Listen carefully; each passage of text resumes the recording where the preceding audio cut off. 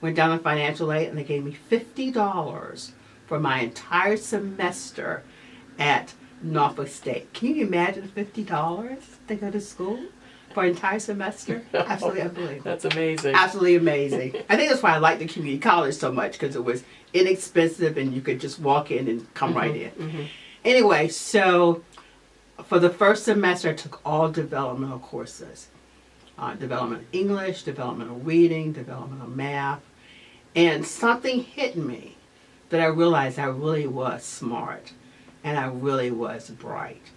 And I graduated from Norfolk State with a 3.8 grade point average as a result of just that spark. Something sparked, something in me that worked well.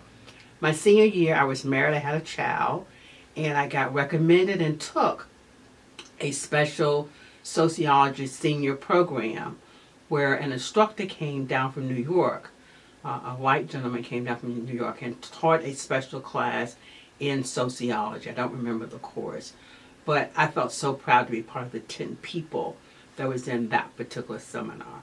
And so I worked really, really hard to finish college, and I did very well. That spark turned into something.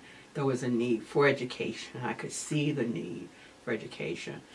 The one other exciting piece that happened was at Norfolk State, my class decided we were not going to have a yearbook because we were going to resist this was our resistance to the Vietnam War.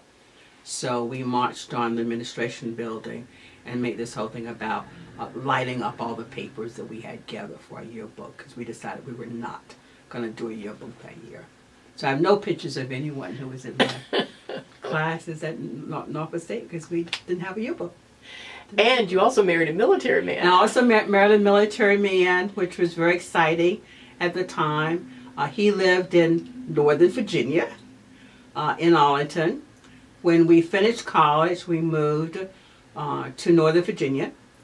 He went to Fort Belvoir for his education, and we were at Fort Belvoir probably about 6 months, and then we went straight to Schaffenburg, Germany for 2 years. So what was Fort Belvoir like and what year was this, and what was Fort Belvoir and racial relations like? This was 68 and 69, and we actually lived with his mom, so Fort Belvoir was okay.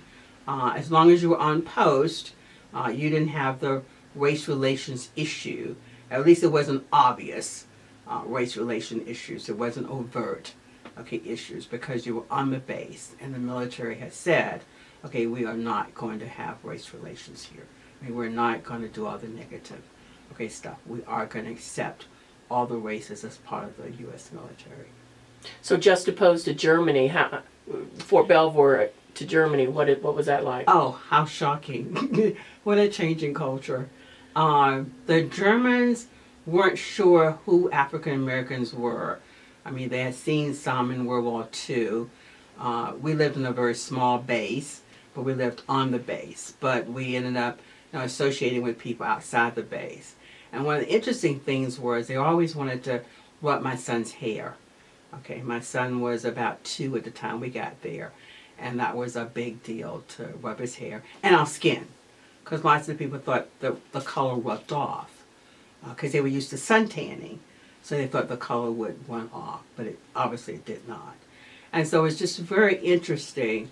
As you walked into the community, you could see people staring at you. They would stop and stare at you. Many times I spoke back, hello, how are you? And they weren't sure whether to speak or not speak. And I picked up just a little bit of German, but not a whole lot. But I could kind of get by. We call on the economy.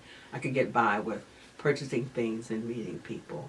So it was just very different, then, because they weren't quite sure what we were as African Americans in their little town. But they treated you? They treated us okay. We didn't see much prejudice there at all. There was, again, it probably was under the table, but we didn't see a lot of overt, because of course the base didn't allow it either. So you were protected. So then after you left Germany, you came back to where?